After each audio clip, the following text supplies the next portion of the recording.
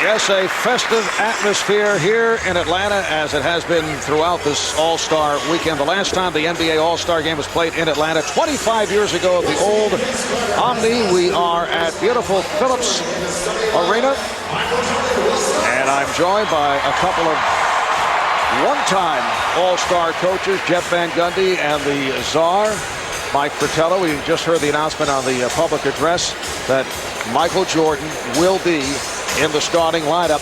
Vince Carter, Czar, bowing to the pressure because at first he said he felt that it would be a slight to the fans who voted him in if he stepped aside. But here is a last-second decision, and Jordan will be the starter.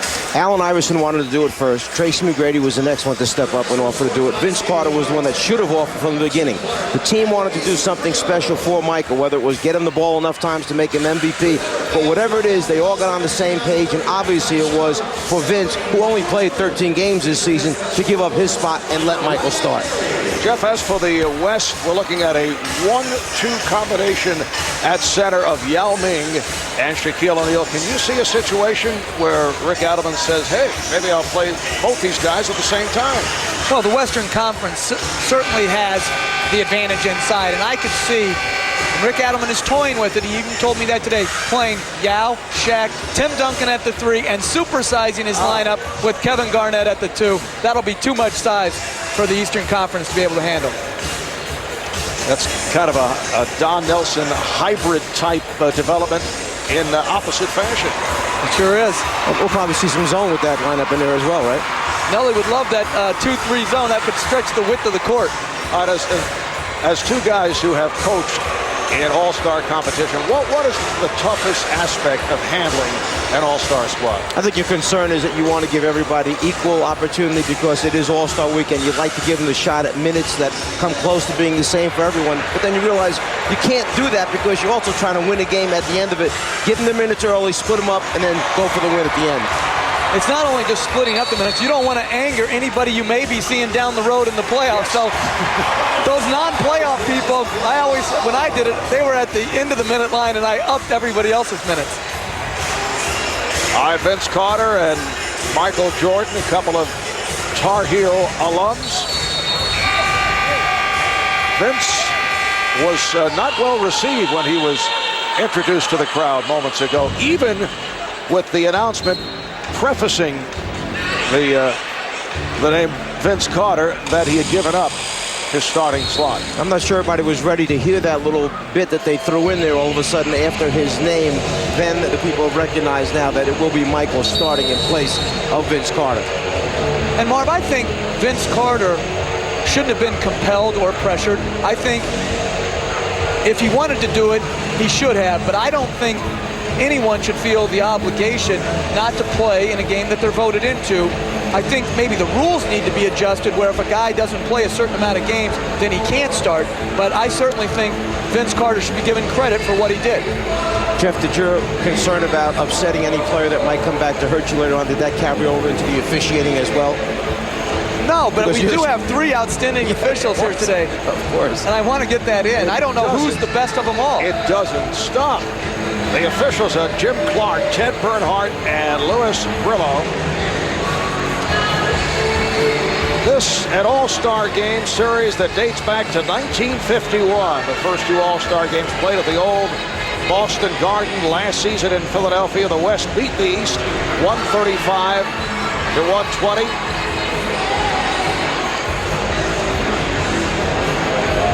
And we're just about set. Marv, I don't care what Michael wanted. This is how it should be. Michael Jordan should be starting the last All-Star appearance in his career. Michael, who will celebrate his 40th birthday in 8 days on February the 17th, in his 15th and final NBA season. Tim Duncan, or no, Duncan had stepped in, but Yao Ming will go against Ben Wallace of the Detroit Pistons, and it's controlled by the West. This is Steve Francis of the Houston Rockets in the backcourt with the LA Lakers' Kobe Bryant. Tim Duncan of San Antonio. Kevin Garnett of Minnesota opens up the scoring. The East squad with Allen Iverson of the Philadelphia 76ers, along with Tracy McGrady of the Orlando Magic up front. Ben Wallace of Detroit, Jermaine O'Neal of Indiana, and Michael Jordan of the Washington Wizards. O'Neal rebounded by Wallace, who leads the NBA in that department. And the crowd getting into it as Jordan shoots over Yao Ming. Yao probably never, ever thought he'd be matched up one-on-one against Michael Jordan in an all-star game. Yao Ming switching off. What a reception Yao received when he was introduced. Bryant being played by McGrady. Here's Francis. Duncan. And Francis able to retrieve. Of course, in the lineup change, you've got Michael Jordan guarding and Kevin Garnett. You see the lob over the top. Yao moving without the ball right to the rim for the lob and finish. You know, there were many questions concerning Yao coming into his rookie season, but he has impressed his peers with every phase of his game. His footwork, his passing, his post moves, his knowledge of the sport. He's averaged just under 13 points, 8 rebounds.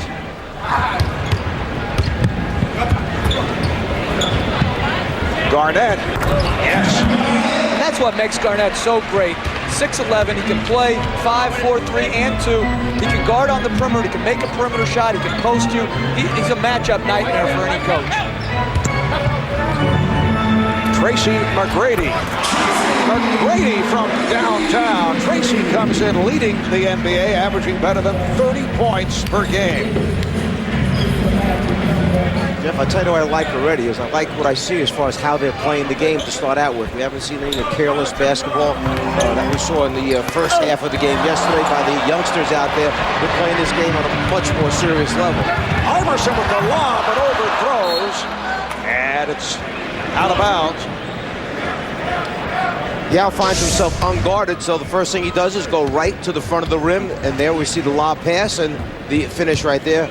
Match up on defense. I think you can find Yao on the floor. It's not that hard to find. Steve Francis with the scoop, and it's the West 8 and the East 3. So are you referring to your victory in coaching the sophomores over the rookies yesterday? Jeff, as you know, he has been just impossible with that come from behind win. Here's Jordan for 3. And Michael has missed on his first 2 shot attempts. It's a 4-on-2 for the West. Bryant went behind the back, but turns it over. Yep. Once again, Kobe trying to put a little mustard on it right here. And as we see, going back underneath the backboard, trying to finish on the other side. That's where you meet all the white jerseys that are protecting the rim.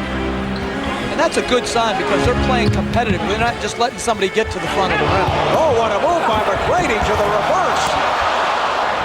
And the East has opened up 1 for its first 7. Steal by O'Neal. Iverson behind the back. McGrady was looking for a foul call. Nice pass by Iverson, the West 8, and the East 5. 3.5 gone by. Bryant got the step. Duncan with the 10. The West just has so much overall size. Garnett is bigger at the small forward than Wallace is as the center for the East. It's just a size advantage all night for the Western Conference. And then when Yao Ming goes out, fella by the name of Shaquille O'Neal can check in. Jermaine O'Neal cuts it to a 3-point West lead. Shaq's a pretty good 6-man, I'd say. Kobe Bryant way off on that 3-point attempt. McGrady's pass broken up. And the quickness of Steve Francis leading to the break. Steve Francis having a terrific season for the Houston Rockets. Trying to lead the Rockets to the playoffs for the first time since 1999. Iverson met on the switch by Duncan. Here's Jordan. This crowd wants so badly for Michael to hit that first shot. He's 0 for 3. And Ben Wallace with a good play, reaching in to deflect it out of the hands of Yao Ming. You see the deflection, Garnett always active, hands on the ball, and then Stevie Francis coming up with the steal and the finish. Grady trying to work on Garnett. Iverson with the step, lobbed it, and Duncan able to pick it off. The West with a 12-7 lead on the East.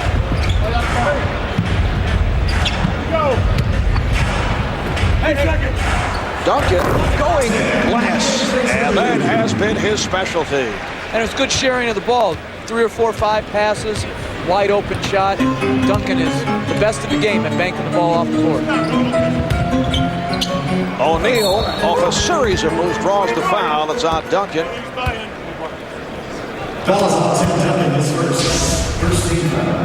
Jermaine O'Neal getting better and better this season in his low post moves, down low at the basket area. Ability to draw fouls, get to the free throw line. Tim Duncan knows it right away. Too much contact on the way up by the big man. Jermaine O'Neal, a 75% free throw shooter.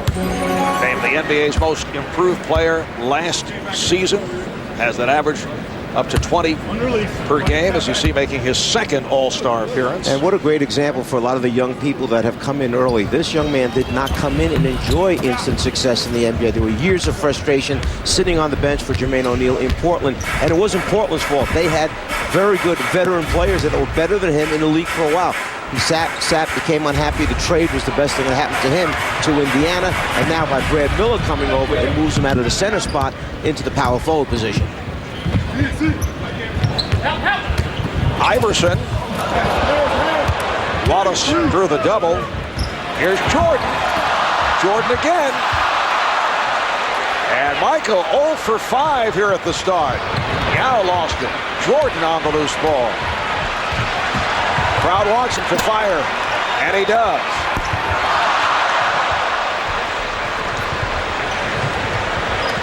The East able to get back. Wallace breaks it up. And Wallace, the NBA's Defensive Player of the Year last season, but that pass thrown off the mark. And a timeout is being called. Ben Wallace makes a good decision not to go where all the red jerseys are. He finds Michael, who seems to have a wide open lefty layup, and then the follow-up. This is both the frustration right now that the rim just will not open up for Michael.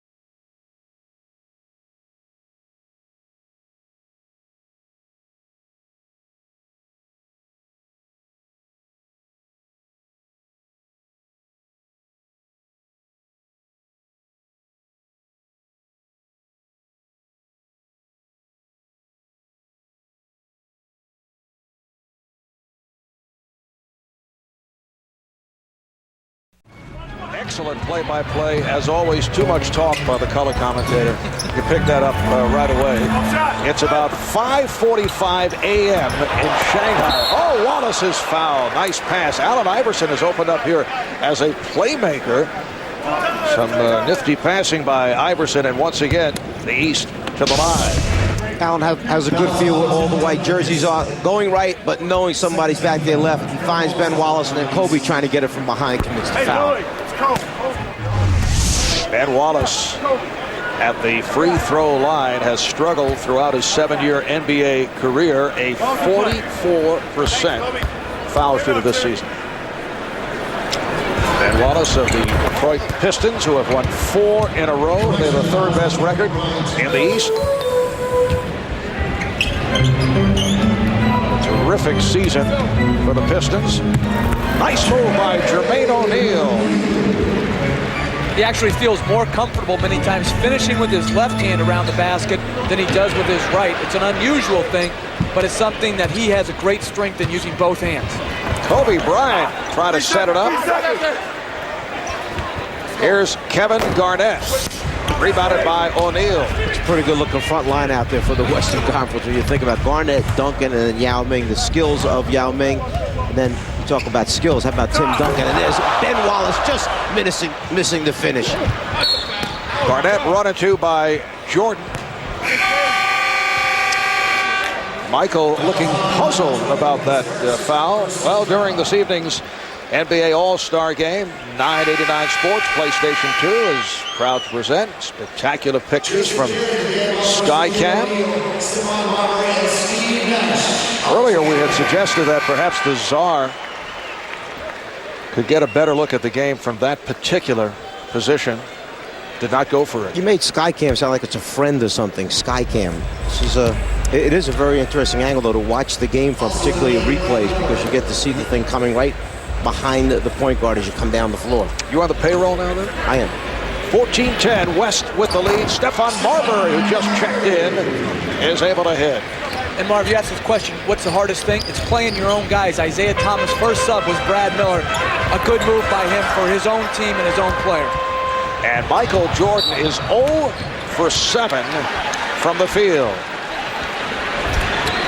Jamie Foxx trying to get into the action as Jason Kidd looked at him and laughed. We have participatory fans here in Atlanta.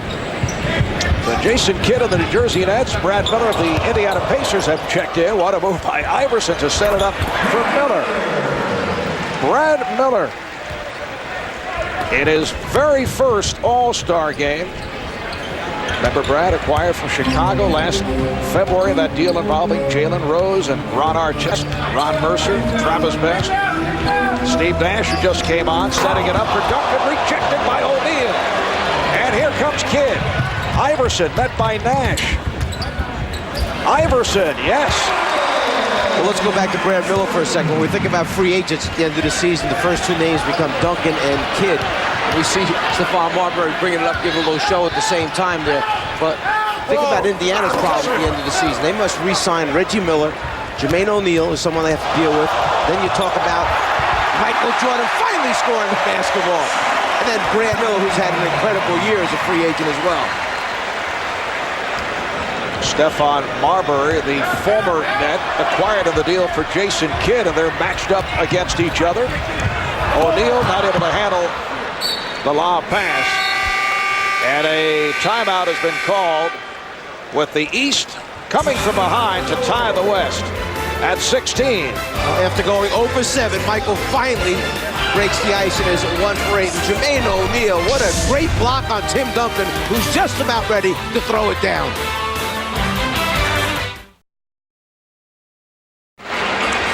Welcome back to Phillips Arena in Atlanta. Marv Albert, the Czar, Mike Fratello, Jeff Van Gundy, Craig Sager, and Cheryl Miller, along with a star-studded crowd, including Denzel Washington, Hall of Famer, one of the NBA's great players, Bill Russell, Isaac Hayes, Janet Jackson is on hand, and Puff Daddy sitting courtside will be checking out the crowd during the telecast. Shaquille O'Neal now working against his good friend Brad Miller.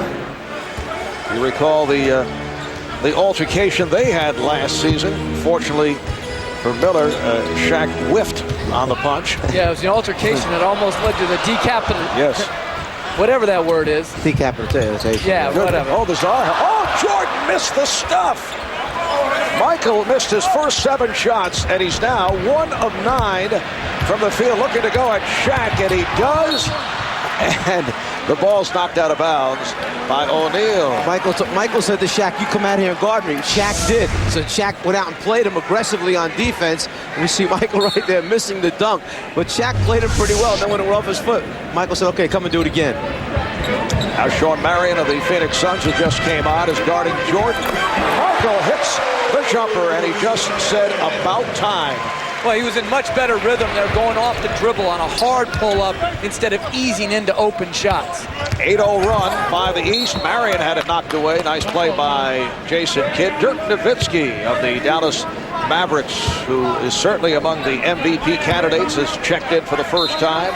Nowitzki is up front with O'Neal and Marion. Barber shooting the three and kept alive by Nash. Minute 25 remaining in this first quarter. And the East is playing very small. Vince Carter's playing at the power forward here. Brad Miller at the center, a very small team. Nowitzki. And last touch by O'Neal.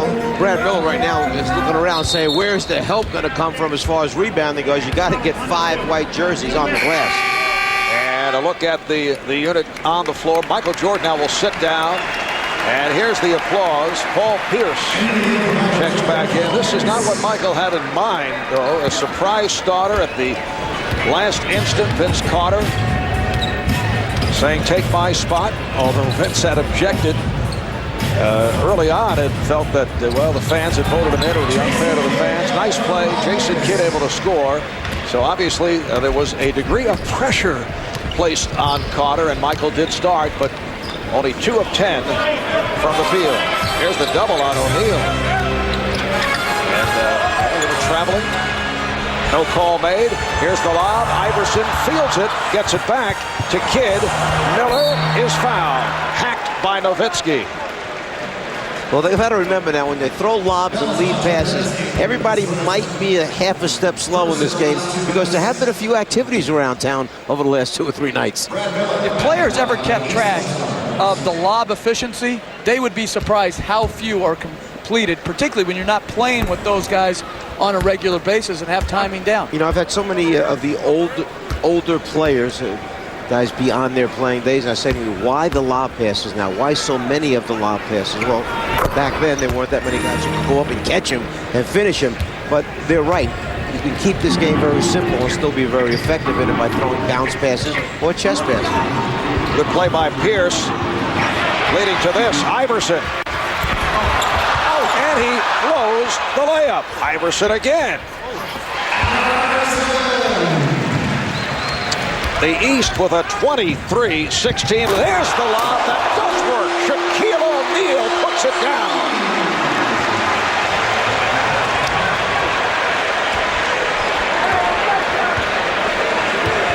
And that's why they continue to lob. And throwing to him, that's a good idea. That stopped a 13-0 run. Final seconds of the first. Iverson. And O'Neal fires one. So that is the end of the first quarter. The East coming from behind with that 13-0 spurt.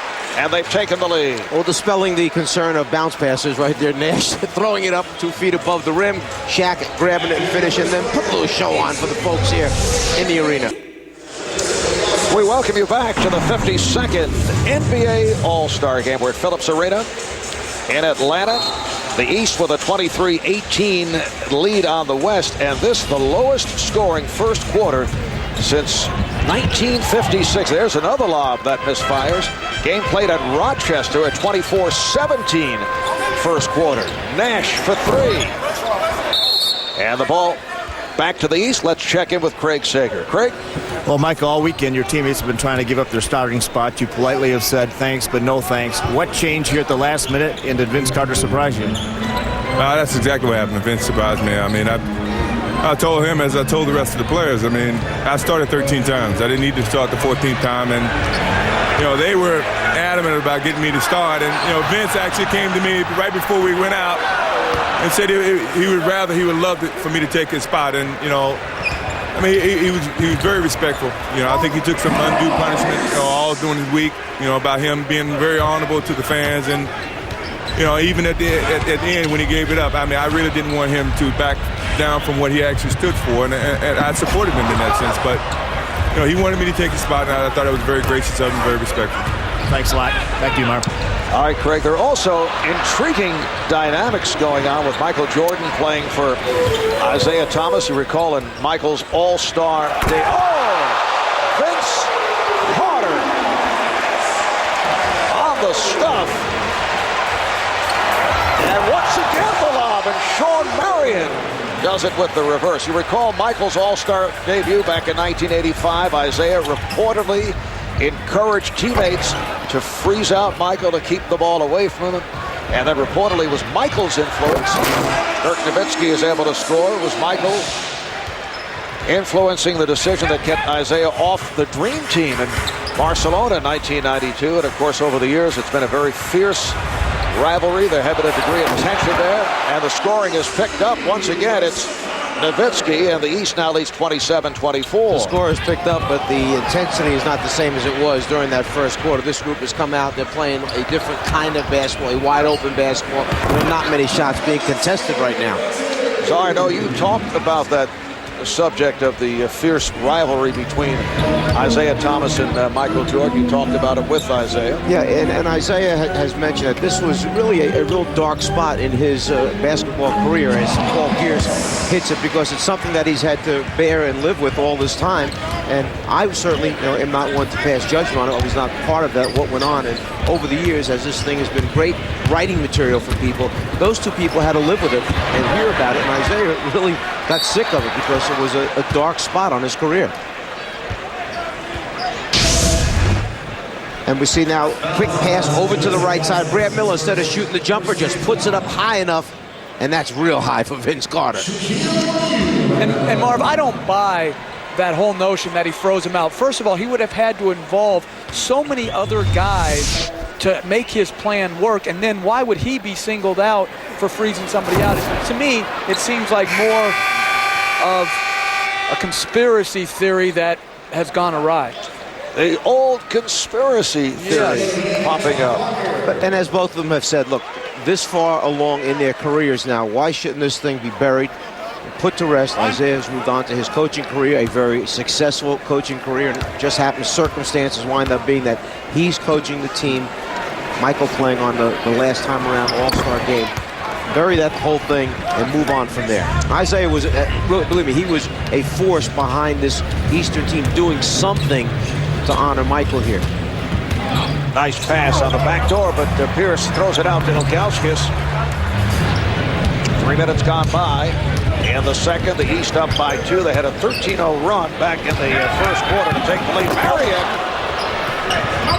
And it's Sean Marion once again. Sean Marion of the Phoenix Suns in his first All-Star game. Here's Pierce. Nash and Marbury in the backcourt. Marion able to chase it down, and Nowitzki hits the three.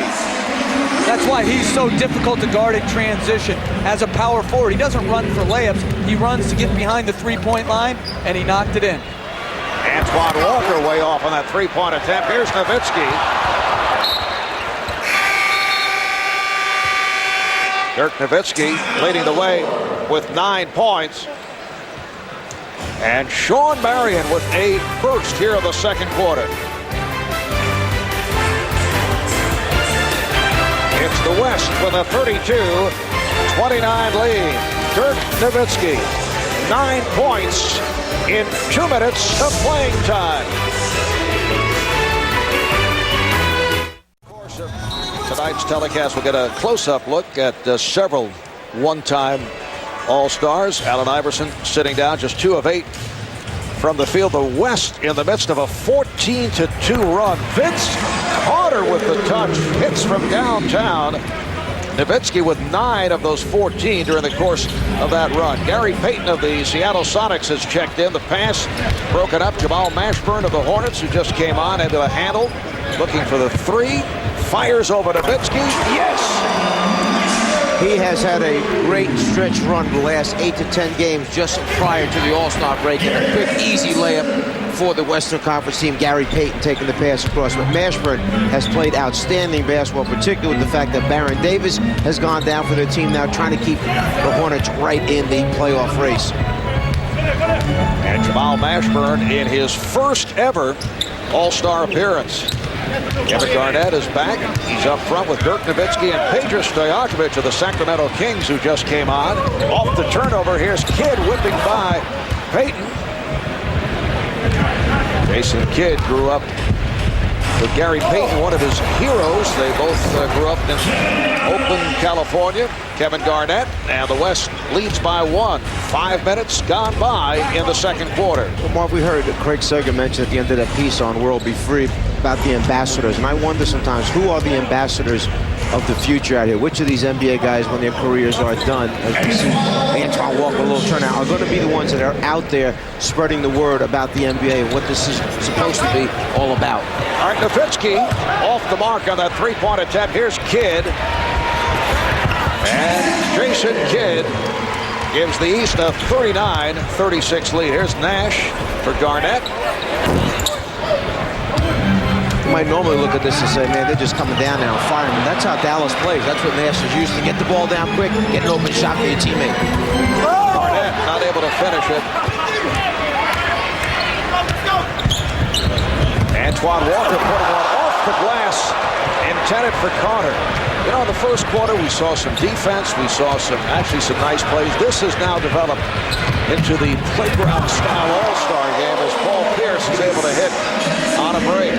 Adam Sandler enjoying from courtside. He just used up all his shots in a three-point competition.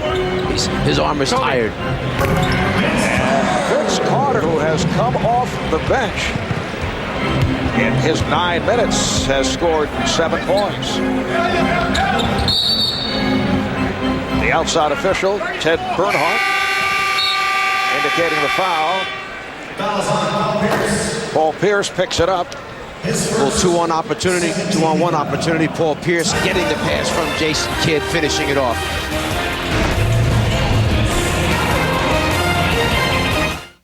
Huge fundraiser at Evander's home. Only about 37 rooms in his mansion.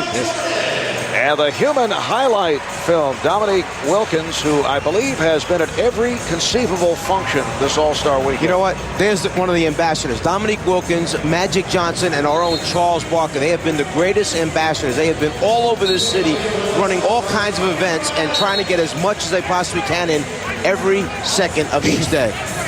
And Marv, charging for some admission sometimes.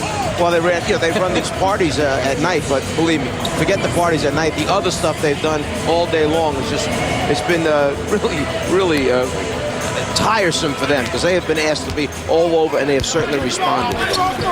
So, are you doing public relations on the side? No, I'm just being honest about that ambassadors thing because I think they do a very, very important job for our NBA. All right, here's Kobe Bryant from downtown. And for Kobe, his first field goal coming up on 5 minutes remaining. And the first half, the East up by 4. Paul Pierce, Antoine Walker, Jamal Mashburn, Vince Carter, Michael Jordan on the floor for the East. Michael played the first 11 minutes, went only 2 of 10 from the field. Pierce off the pick. And Bryant gets it back.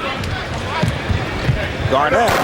Oh, my goodness, a bounce pass. A bounce pass from Kobe that led to a dunk by Kevin Garnett. It can be done the simple way. And what's changed on the break defensively is in the first quarter, people were going up to contest the shot at the basket. Now they're just letting people finish. Vince Carter should have made a play.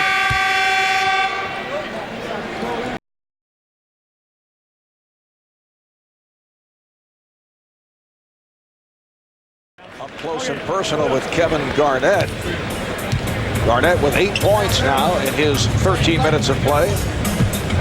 Walker being guarded by Duncan. Antoine Walker, who leads the NBA in three-point shots attempted and made, did not have a good time last night, though, at the three-point competition in the skills won by Peja Stojakovic of the Kings. Let's check in with Cheryl Miller. Cheryl? Thanks a lot, Marv. I'm joined by the son, Sean Marion. Sean, I know this is your first All-Star game, but with that last reverse dunk, you didn't look nervous. Oh, no, it's crazy, but I'm enjoying myself, man. It's all for the fans. I'm just having fun right now. How good was it to see Michael Jordan in the starting lineup? Oh, it's great. It's great. You know, he did his first jumper on me, though. I ain't like that, though, but it's cool, though. We just out there having fun. Everybody just having blast, man. Everybody turning over a little bit too much, but other than that, we playing ball and having fun. All right, thanks a lot, Sean. Let's send it back to you, Marv. All right, thanks, Cheryl. Sean Marion, who's been teaming with Mari Stoudemire. Stephon Marbury to give Phoenix one of the most athletic and exciting tandems in the NBA. It's been an excellent turnaround season for the Suns.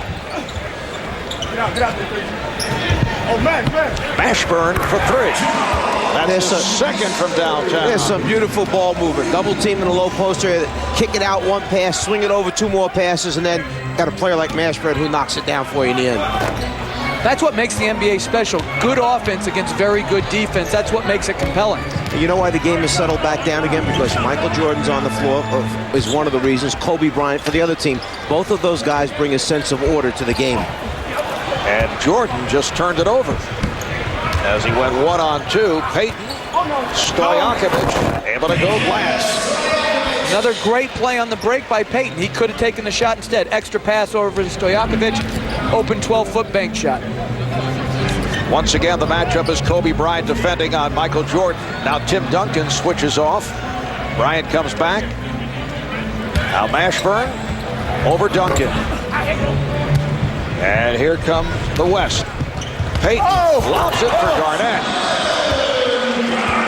And Kevin Garnett turned to Michael Jordan and pointed, basically saying thank you for moving out of the way, because he very easily could have wound up by accident underneath Garnett's legs and taken him out from under him as he went up for the lob.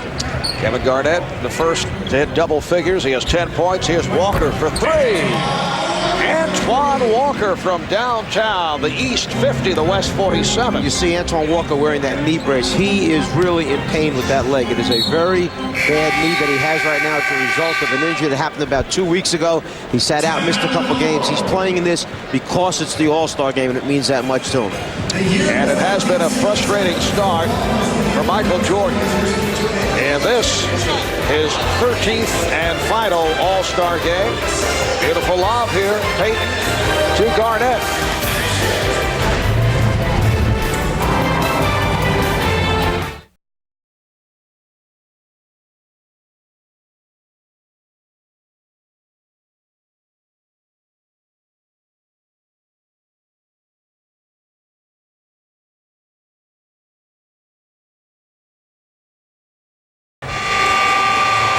Well, we have our microphones all over the court.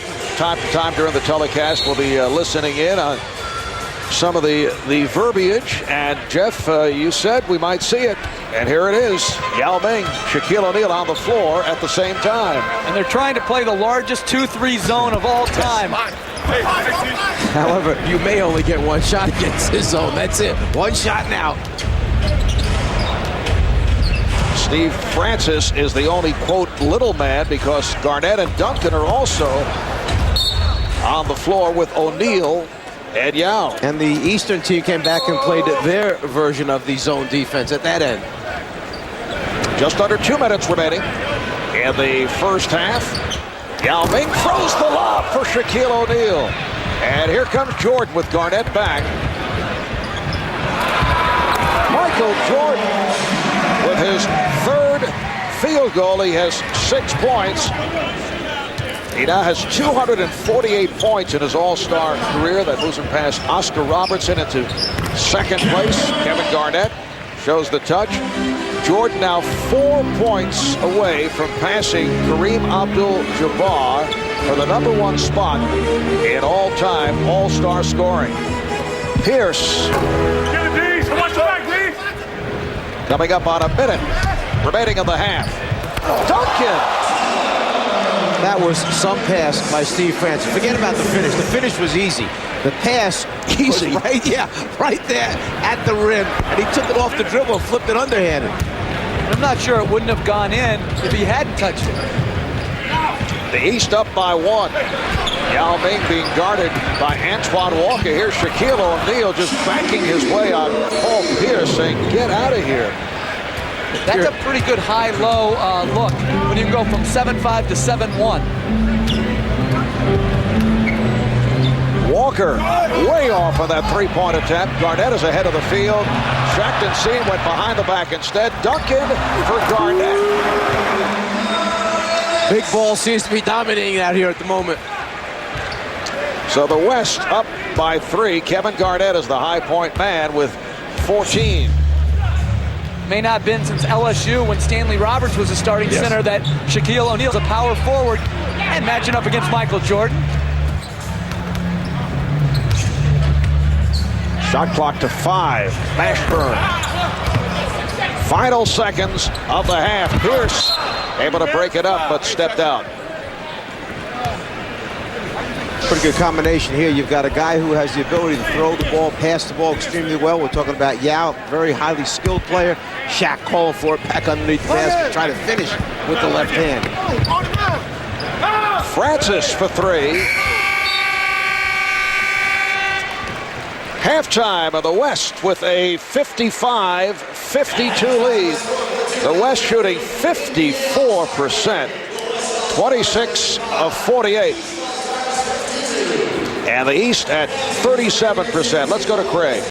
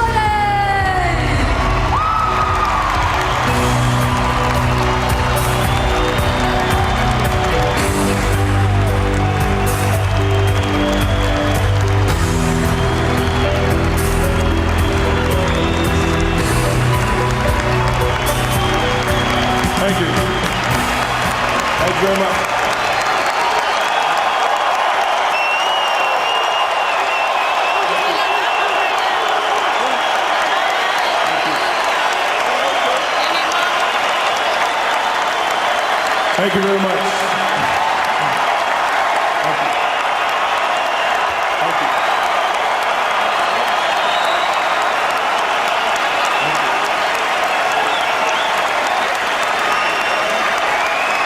Thank you very much.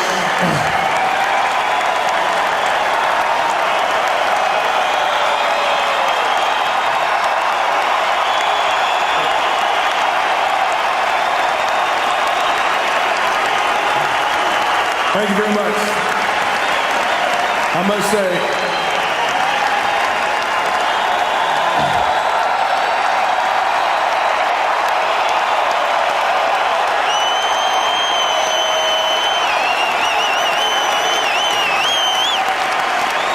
on behalf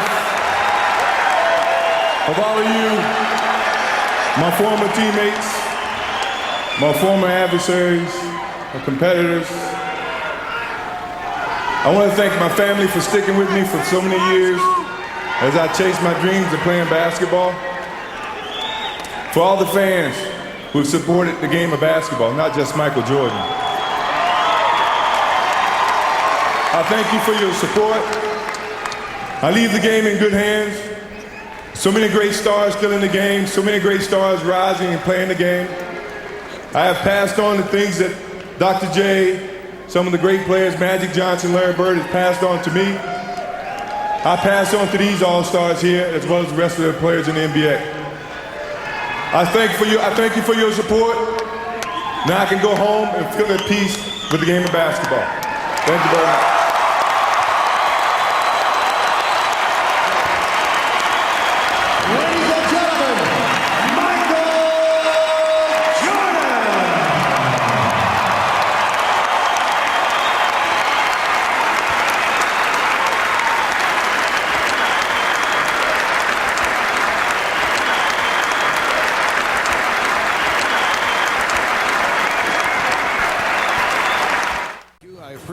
But I don't think that is the right thing to do. It was back in 1978 in the All-Star game here in Atlanta that Doug Collins graciously stepped aside and gave his starting spot on the East squad to John Havlicek, who was wrapping up an illustrious career. Well, as Michael said from the beginning, he did not want, and it's very difficult, but he did not want this weekend to be all about Michael Jordan. But as Allen Iverson goes to the basket and finishes, but that's what everybody wants. They want this to be about Michael, not taking away from All-Star Weekend, but he obviously is the focal point. The West now up by 1. Jason Kidd starting the second half, so Michael Jordan will be coming off the bench. Kobe Bryant not able to hit. Jermaine O'Neal with the rebound. So Iverson and Kidd in the backcourt. O'Neal up front with Brad Miller and Tracy McGrady. O'Neal and Garnett pegs it ahead. Picked off by O'Neal. Miller try to lob it. And back comes the West. Steve Francis of the Houston Rockets try to set it up for Kobe Bryant. McGrady from Iverson. I really like how Iverson's playing in this game. He's making his teammates better. He's bringing the second defender to him, creating easy opportunities for his teammates. And that the 4th assist for Iverson. Bryant for Francis. Good ball movement by the West, leading to this, an open shot for Francis. Francis from downtown. Well, that's the type of unselfish play that you'd like to see take place as Iverson takes to the basket and still shows you, Jeff, that he does remember how to score the basketball. The game is tied at 58. And the foul on Iverson. Allen Iverson gets out in front quickly as Jason Kidd pitches the ball ahead. Then it's just a matter of him finding the seam and his great ability to finish by reversing it on the other side. How about the statement yesterday by Jason Kidd? He becomes a free agent July 1st. He's been ducking the issue, but yesterday, although as Garnett hits again, although Kidd pointed out how happy he is with the Nets, he said it would be hard to turn down playing with a big man like Tim Duncan. He said he feels he could help the Spurs win a championship. Well, obviously, Kidd, no matter, is going to be the most sought-after free agent, minus Tim Duncan, out there. He can win in New Jersey, which was proven last year. He can win in San Antonio, but I think New Jersey's done all they can to keep him. They've built a good team. They have a solid organization. They've drafted well. Now it's up to Jason Kidd to make his decision. Let me throw one little thing into the mix here. How about Tony Parker? Going to be 20 years old right now, okay, who's in his second year in the NBA, who's done an excellent job for him as Tim Duncan, the big man we're talking about, hits the jumper from the outside. Now what's happening to Tony Parker? He's sitting there saying, wait a minute, they want to bring somebody else in and knock me out of my job? What do I become, a sub now off the bench?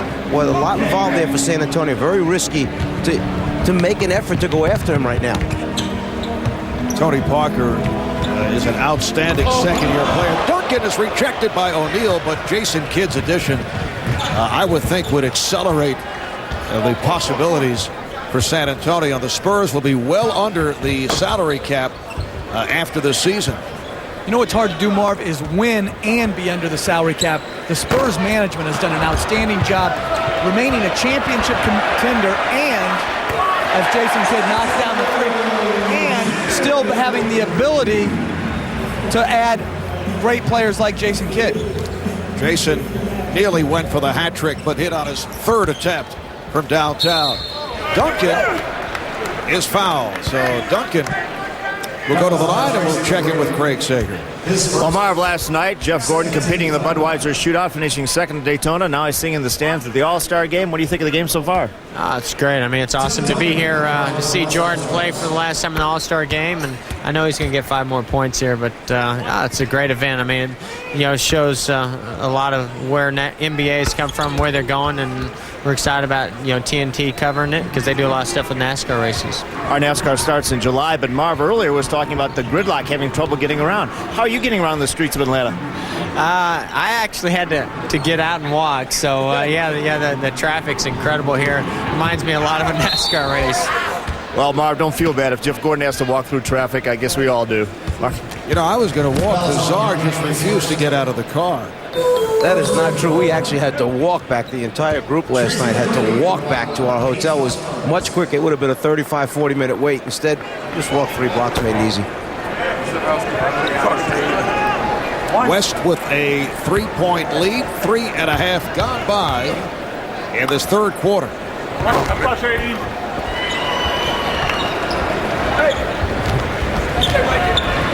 Steve Francis being played now by Allen Iverson, getting the pick from his team, Yao Ming.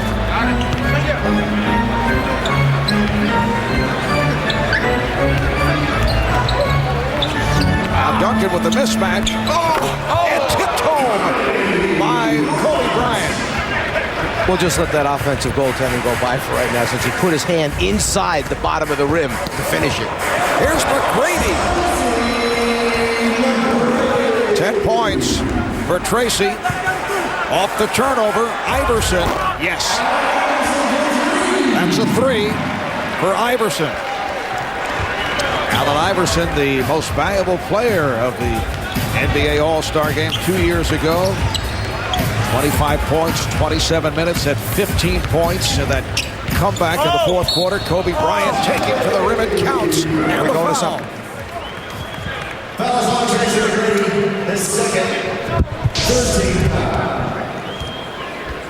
Duncan finding Jason right behind him, finished off by Kobe, and then Kobe staying with it, finishing with the left hand.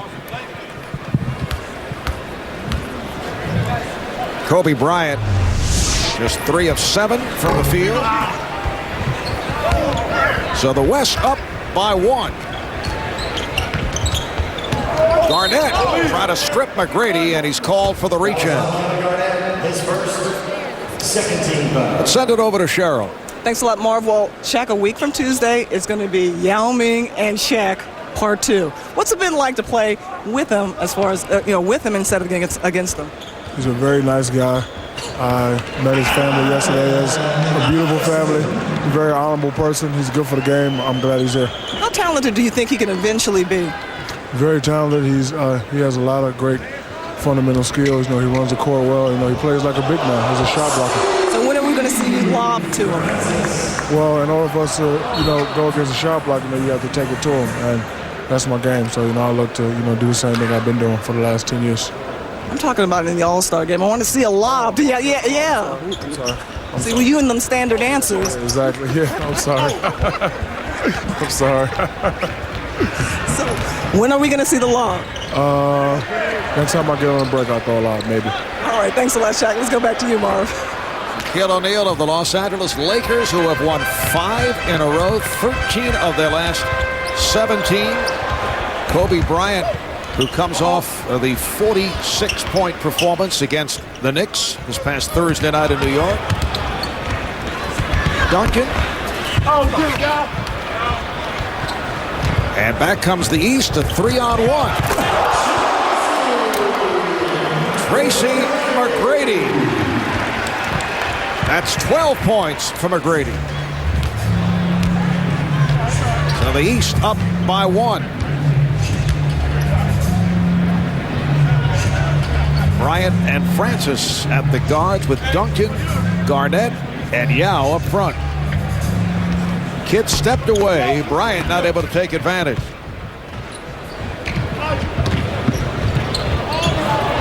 Brad Miller able to finish. Nice setup from Allen Iverson.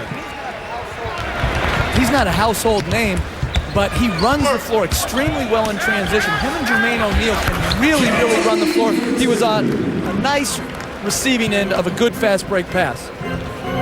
Meanwhile, we have Kevin Garnett just having an outstanding game. 9 for 15 from the floor, 18 points, 7 rebounds in 25 minutes. Oh, what a pass! And Tim Duncan is able to finish. 6 assists for Francis, and the West with a 74-73 lead. That's 2 passes we've seen Brad Miller try. One a lob and one behind his back that he should take those, stick them in the suitcase, and not use them ever again.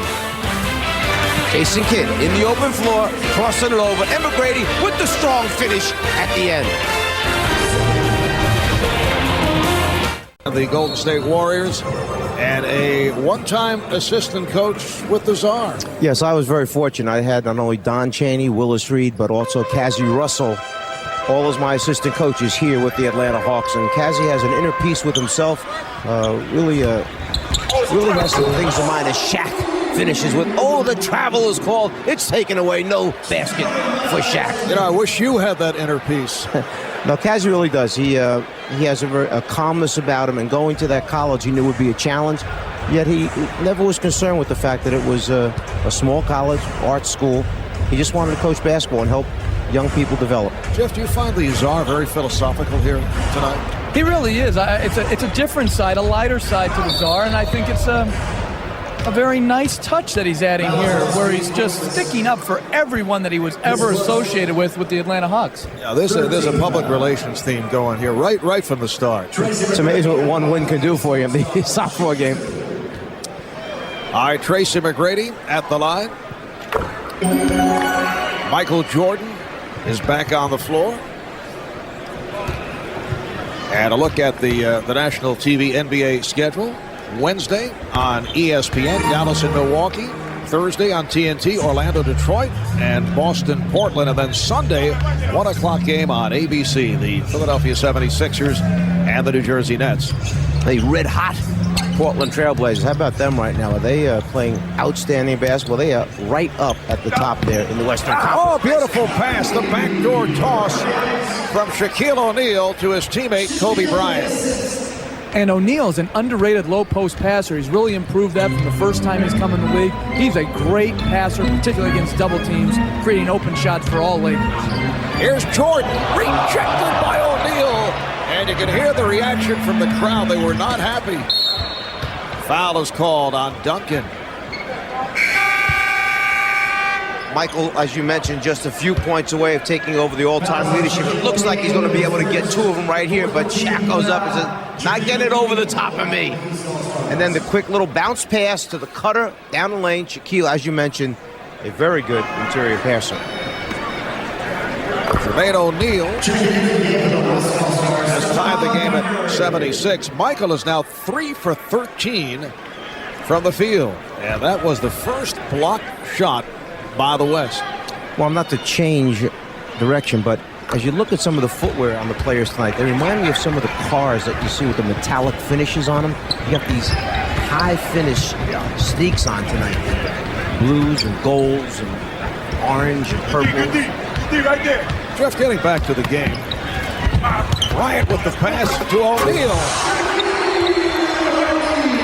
And the West up by 1. That's the 12th lead change in this third quarter. You're likely talking about metallic finishes, I can tell. Tracy McGrady. Though the worst shoes, though, I have voting for Yao with the powder blue low cut. Non-metallic finish, that's the whole key. There you go. There's Yao. And there's powder blues, a little Carolina. Maybe he's showing respect to Michael Jordan that he wore the Carolina blues tonight. That could be it. Inside, the power He wants to tear that one down right there. And as he runs back down, Kobe sticks out his hand to give him a 5. Shaq ignores. He says to his teammate, not right now, just leave me alone. Michael Jordan able to hit the fadeaway over Gary Payton. So Jordan with 8 points is now 2 away from passing Kareem as the all-time all-star scorer. Tim Duncan right back. The East up by 1. Stephon Marbury of the Phoenix Suns checking back into the lineup. And both clubs are on fire. Tracy McGrady from downtown. 19 points for McGrady. Brady with 14 of his 19 here in the third. Here's Marion for 3.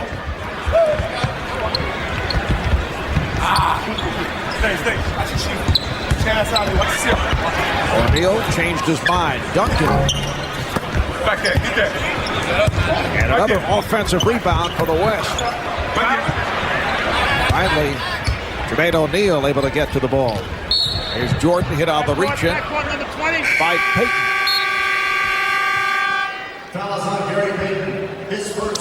So Michael Jordan within 2 points of taking over the top spot in all-star scoring. Timeout taken. 2:04 to go in this third quarter.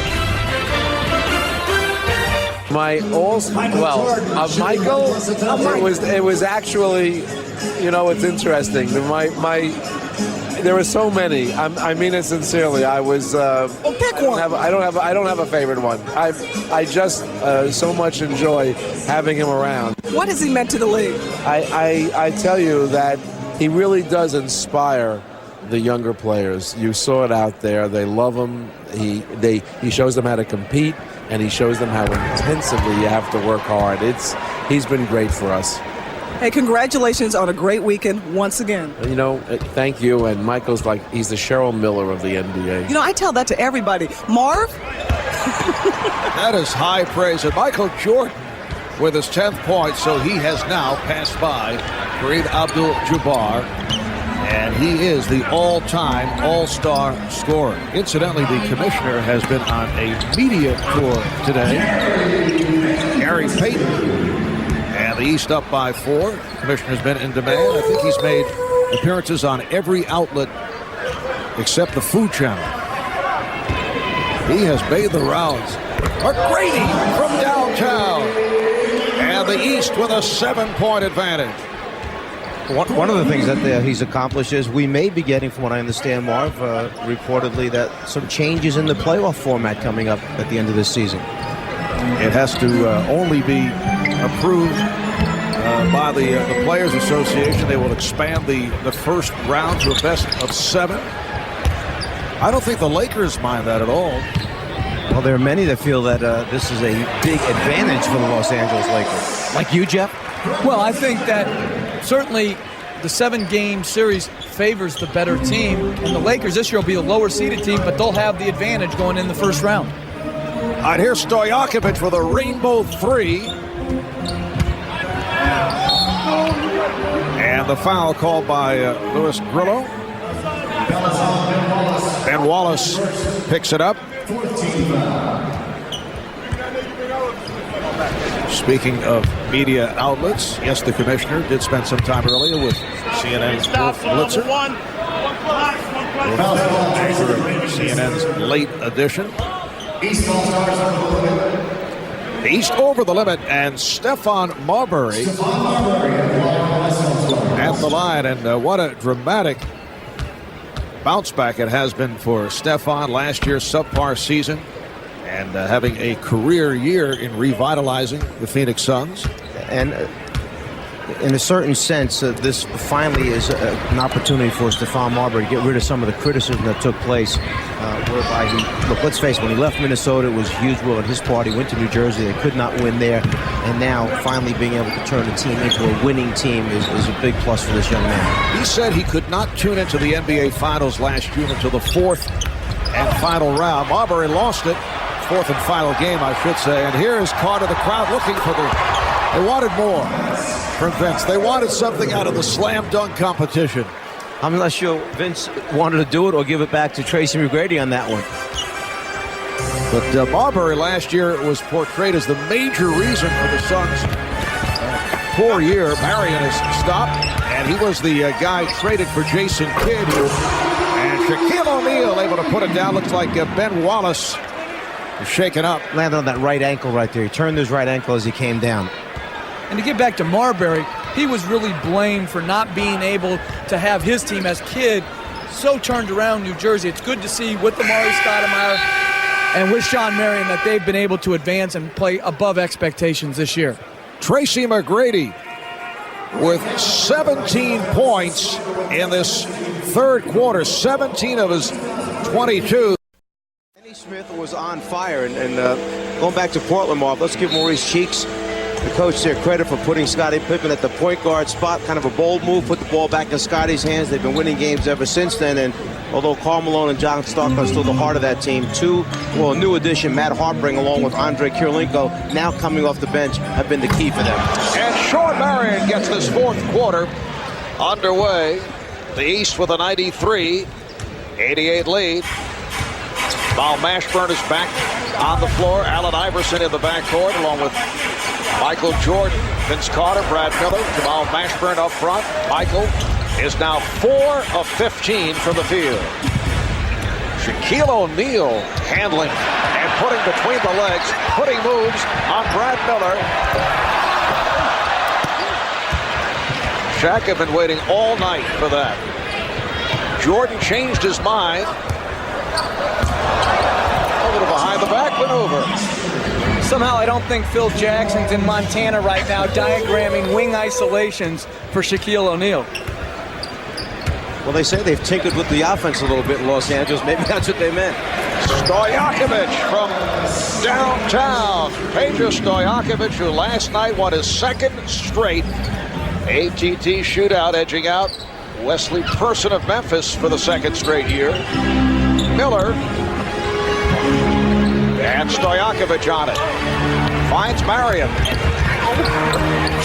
Strong move by Sean Marion. Just jumped over the top of Brad Miller that time. Clean look at throwing it down at the front of the rim.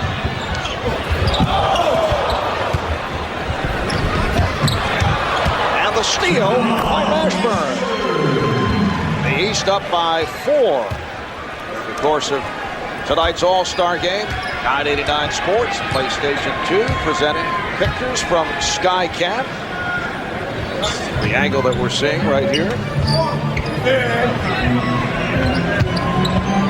Shaq.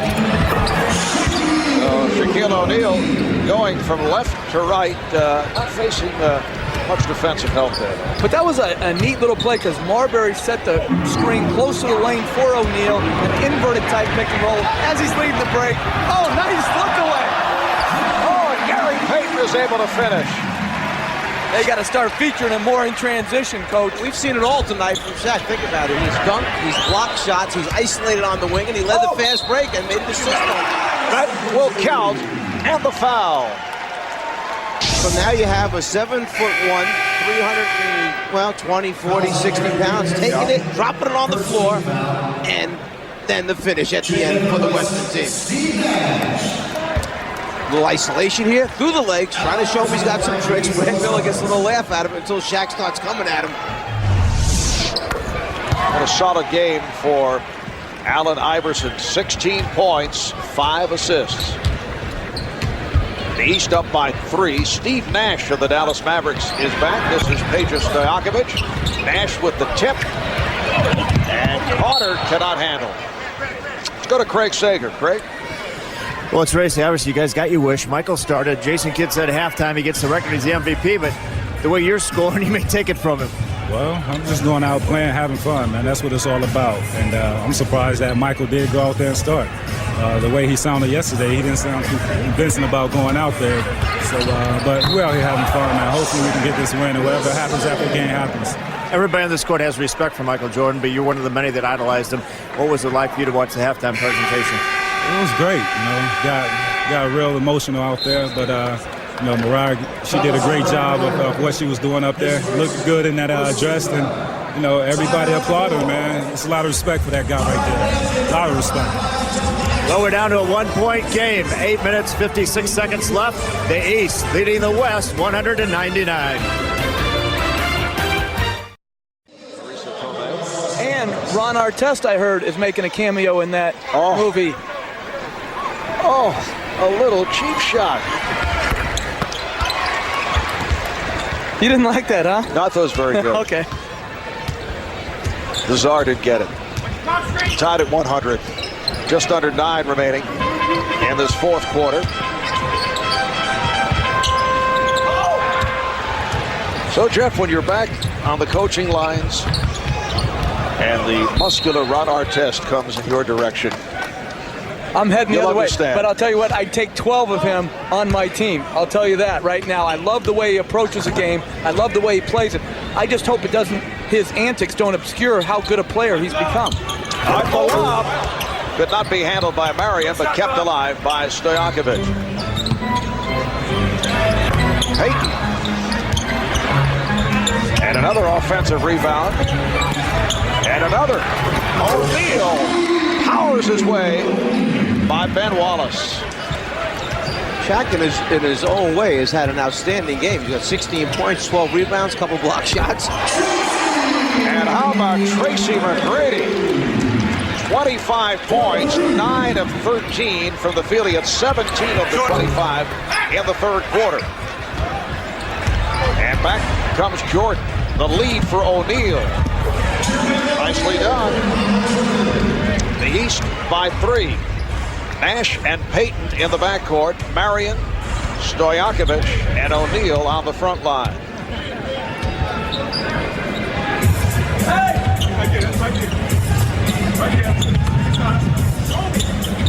Shot clock is down to 5. Here's Nash for 3. Rebounded by McGrady.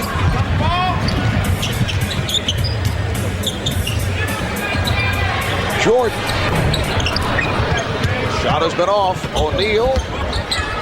Iverson. Yes. And the East leading 107-102. Allen Iverson makes more tough shots, fading away, falling back, off balance after taking steps to split through two defenders.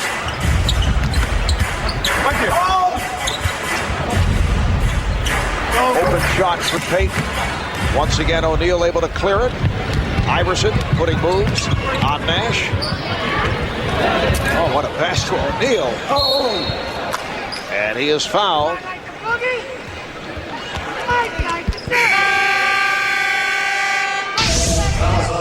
Eastern Conference team realizes that they have to take advantage of every opportunity they can in transition so that they can get some easy scores, easy look at the basket.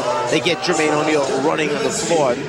This time, Peja lays it up. You see Shaq keeping it alive, and then Shaq gets his balance, finishes, knowing he's too strong, too big for Ben Wallace. And substitutions for the West. Dirk Nowitzki, Tim Duncan, Kobe Bryant return. Jermaine O'Neal, who spent 4 years with Portland, bypassed college, became the youngest player ever to play in an NBA game, making his second All-Star appearance. And what a year it's been for Isaiah Thomas and the Indiana Pacers.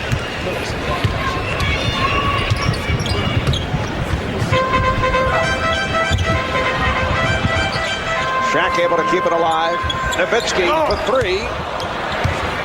Shot clock still alive. And Bryant's pass broken up. 4 on 3 for the East. Jermaine O'Neal. And Wallace will hustle it down. And Bryant, can he keep to the dribble? Yes, he does. Gets it to Nash. It counts. And the foul. What a play by Kobe Bryant to race down that loose ball and handle the dribble. Yeah, he was tightrope walking along the sideline. Then when he saves it, he lands right into a bunch of cameramen down on the baseline. You'll see right here, it winds up landing on top of the cameraman. Saves it, Nash makes the recovery, and then the finish after the foul. So Steve Nash, second best free throw shooter in the NBA behind Allen Houston of the Knicks at 92% at the line. We'll go over to Cheryl Miller. Thanks a lot, Marv. 13 seasons in the league, 9 times he appeared in the All-Star game. Gary Payton, the glove, legendary for his skills. Gary, what happened in the skills challenge yesterday? Sure, I lost you some money, I heard it. You lost me enough. I heard I lost you some money. So what I'm going to do is, I'm sorry, but, you know, I messed up on my chest pass. I should have won it, but it was cool. What's it been like having, Michael Jordan this last season and everything else? Real quickly. Well, it's been great. I mean, it's great for him to go out like this, and we tribute him. He's the greatest basketball player to ever play. All right, thanks a lot, Gary.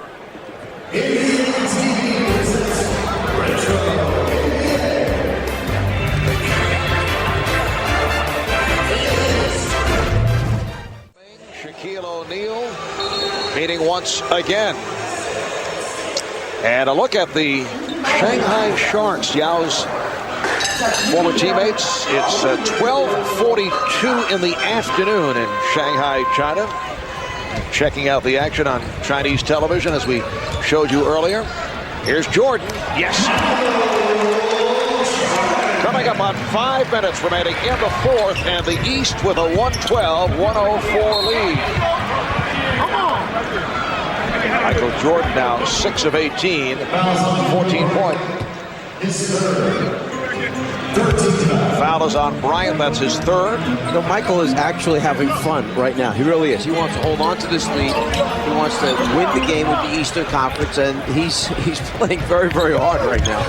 And the East has picked up its shooting in the second half. Nowitzki not able to hit from downtown, but Kevin Garnett is there. So Garnett with 20. Allen Iverson was caught on the back of a much bigger Western Conference player. Just tried to knock it out of there. Instead, tipped it to the wrong team. Jason Kidd. And here's Michael Jordan. 16 for Jordan. He's got much better arc and rotation on the ball in the second half. It's up in the air. He's giving himself a chance to make those shots.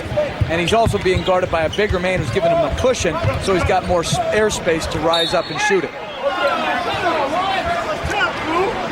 So the ball back to the East. Tracy McGrady is the high point man with 25, 17 coming in the third. Allen Iverson with 18 points and 6 assists. Garnett leads the West with 20, and Shaq 16 points, 12 rebounds. I'm not sure Michael was ready for the fact that Allen Iverson was tracking him the entire time and threw a beautiful bounce pass through the lane, anticipating Michael coming out on the other side of the rim. Foul is called. A reach-in foul. Let's go to Craig Sager. Craig? Well, Marv, it is Michael Jordan's night, but a couple of players on the East bench not happy, not getting any playing time in the second half. Teammates Paul Pierce and Antoine Walker, the Boston Celtics. I asked Paul Pierce why he wasn't playing. He says, you have to ask the coach. I asked Antoine Walker if he was all right. He said, yeah, ask the coach. Isaiah's comment was, it's my team. Well, Paul Pierce, 13 minutes.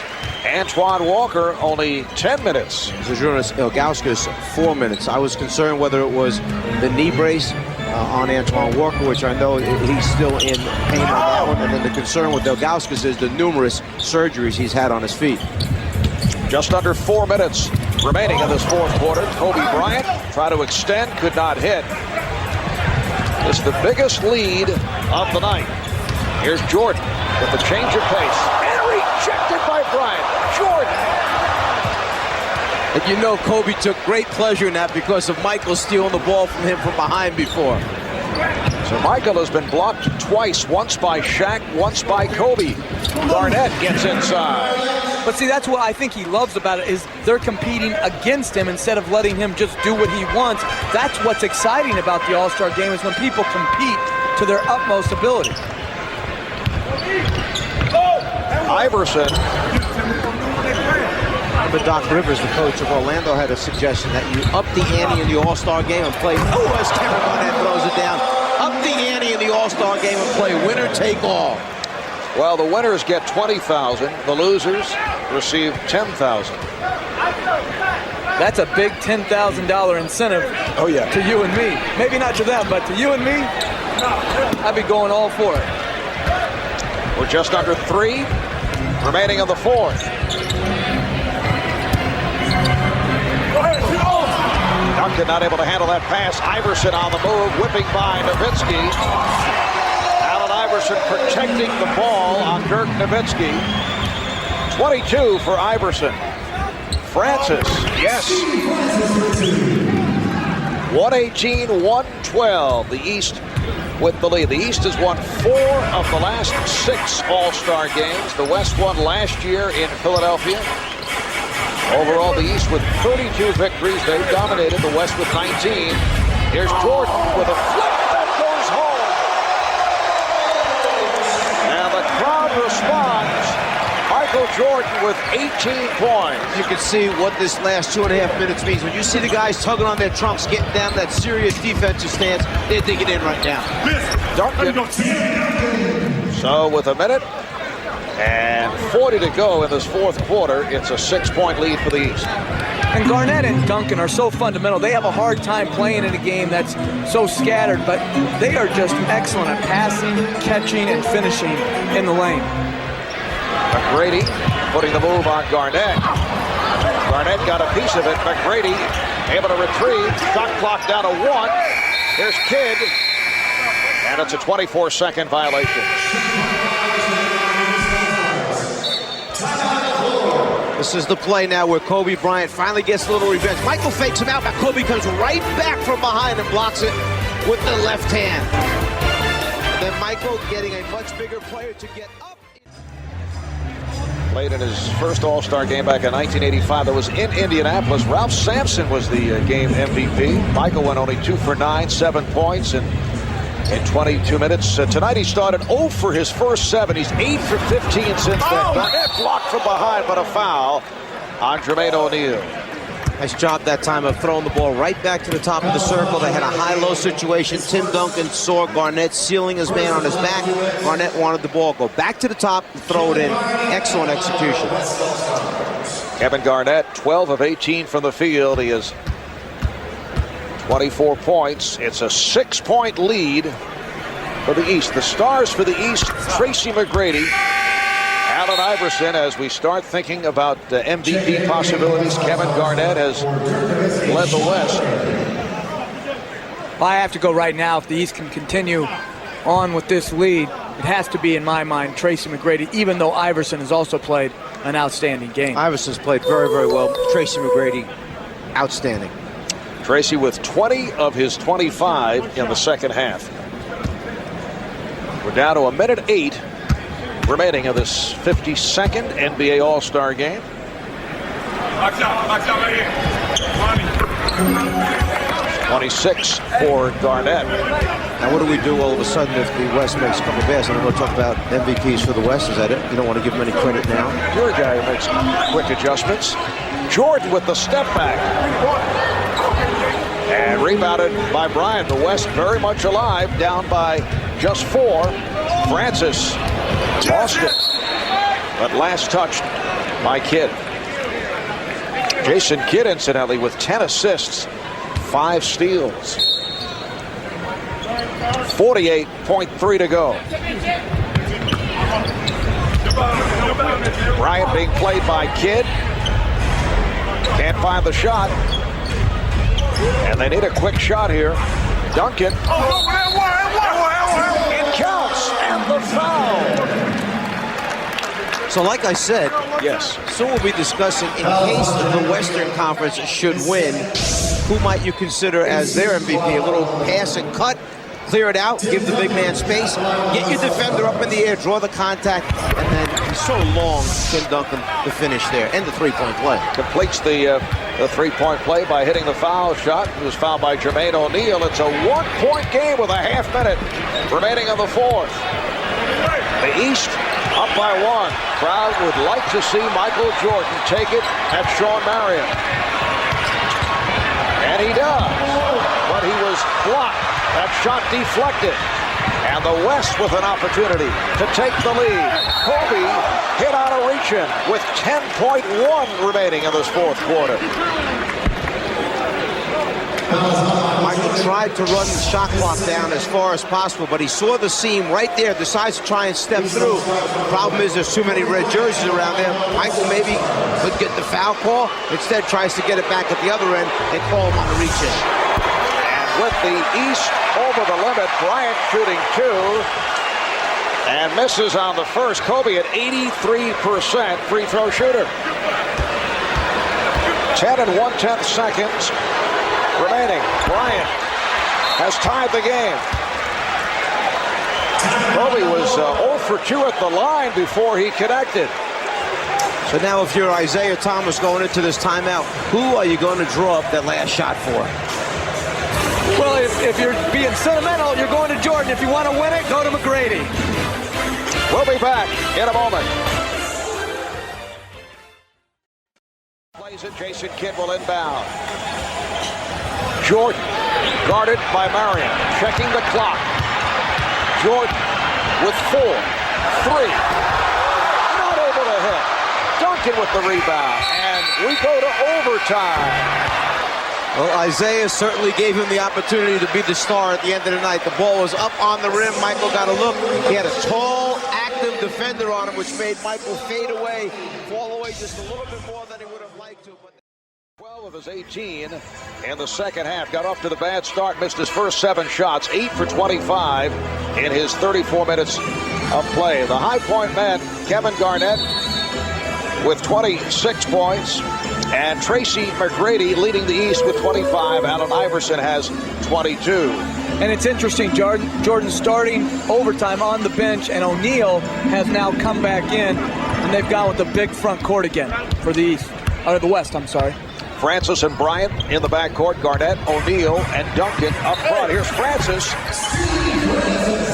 Steve Francis has given the West a 2-point lead. So the West has come back from a 10-point deficit, and they have scored the last 10 points. Iverson met on the switch by O'Neal. Jermaine O'Neal. Iverson skying for missed time, but able to get to it. Iverson wide open. Look for the better shot. I actually thought maybe Allen might try to bank it off the glass from that particular angle there, but instead he's so used to playing it straight in, he went back to his strength. Game tied at 122. Bryant for O'Neal. And Shaq is able to line drive it home. Now, for those people who are just tuning in, I think they're seeing the best of the NBA. They're seeing a very competitive game down the stretch. Good offense and, most importantly, good defense, so you can tell just how good the offense is. Well, they're serious right here now. This is a different phase of the game after a playground sequence that we saw through the second quarter. The West now leading 124, 122, 3:47 remaining. In overtime, Shaquille O'Neal was called for that foul. Look at the scoring totals. McGrady leading the way for the East with 25. Iverson 24. Garnett with 26 points. Allen Iverson at the line hit the first and has tied the game at 124. This the 6th overtime game in the history of All-Star competition. It's a series that dates back to 1951. Bryant, yes. Bryant's had an outstanding game. That time catches the ball, puts it on the floor, suddenly pulls up and gets a clean look, and we see Allen Iverson come right back with the finish at the other end. Allen Iverson, the MVP of the All-Star game 2 years ago, making a strong bid here tonight. You mentioned the overall game he had been playing while Michael was on the floor. Now Michael goes to the bench. Allen Iverson decides he may have to be the one to be the scorer out there for the East. No, it's on Duncan. And what's so amazing is how well he finishes in traffic at his size. Until you're up next to him, you don't realize how small and slight he is. He's just a great finisher because he can take the hit and still get it up on the board. Iverson has 29. He scored all 7 East points in the overtime. And Kobe Bryant right back from downtown. The West 129 and the East 127. Iverson for 3. Rebounded by O'Neal. And O'Neal blocked from behind by Kobe Bryant. 21 remaining on the shot clock. Kobe Bryant somehow getting a piece of that shot attempt. All right, here's McGrady. And a foul is called. Foul committed by Shaq. That is his third.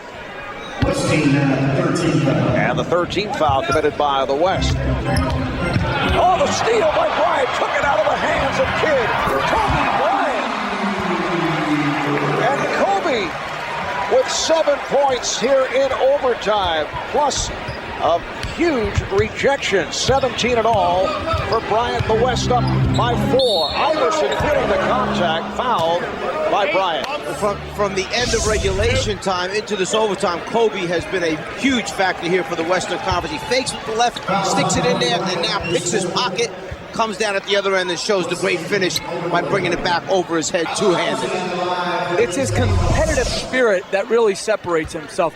He competes each game, each practice in the summers to get better, and then right there, he didn't just pick any point guard. He picked the best point guard in the game today in Jason Kidd. And here's Michael Jordan checking back in, replacing Ben Wallace. So Isaiah Thomas is going with a 3-guard set. He has Iverson, Kidd. Jordan would be considered the small forward along with McGrady and O'Neal. And Isaiah Thomas has shortened the rotation here in the second half. He's going for the win. 2.5 remaining in OT. Garnett. So the West has taken command. Garnett has 28. The West up by 5. This is one of those duels. If you're the big team, do you stay with your big team? If you're the small team, do you take advantage of mismatches in your favor at the offensive end? Bryant drops it. Steve Francis from Kobe Bryant.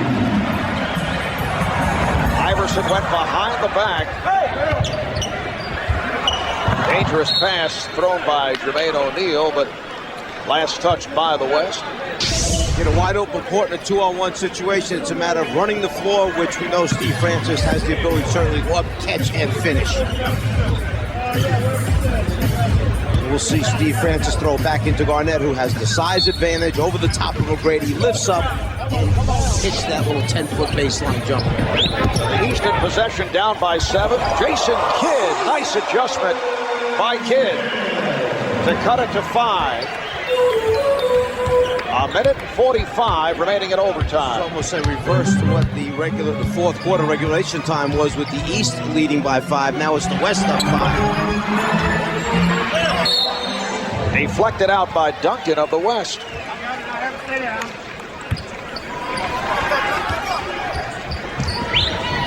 .135-130, the West with the lead after trailing by as many as 10. McGrady, yes.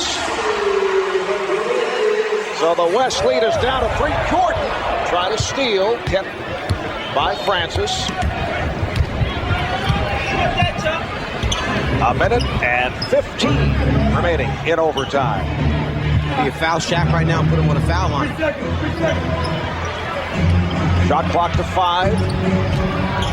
Down to 3. Down to 1. Bryant. And a traveling violation is called. Yes, he did, because he knew he had to try and get some space because he had used up his dribble, and you'll see him hop with both feet and go backwards. Once he picks up the dribble, McGrady stays down on this fake that right there. Kobe wanted to get him up in the air instead. There's the hop, 2 feet, hop backwards, the travel call. Good finish here in Atlanta to this 52nd NBA All-Star game. McGrady in traffic draws the foul with 52 seconds remaining, and Tracy McGrady to the line. And Rick Adelman substituted offense for defense. He put in Sean Marion, took out Tim Duncan to match up specifically with McGrady. McGrady got to the middle of the floor, drew the contact. Tracy McGrady, an 80% free throw shooter. 28 points, 5 rebounds, make it 29 for McGrady. And the West now leading by 1. West came from behind, scored the last 8 points in regulation to send the game to overtime. The East had a shot to win it. Michael Jordan was not able to hit. Francis to the crossover, rejected by Jermaine O'Neal. And Jim Clark, the outside official, calls it against the West. It is a loose ball foul. That was a right arm that I think came from Kevin Garnett and knocks Jason Kidd away from the ball he was going after. First, Steve Francis challenges him. I think, actually, Rick Adelman wanted the ball to go to Kobe Garnett. They wanted to play two-man game with Kobe. But then right at the end, there's the right arm that shoves him off. That's where a loose ball foul is called. It is on Garnett. It puts Kidd at the line with the West over the limit. And the game is tied at 135. Jason Kidd, an 84% free throw shooter. It's been a strong game for Kidd. 10 points, 10 assists, 5 steals. So the East has come from behind, and they now lead by 1. An 8-0 run by the Eastern Conference.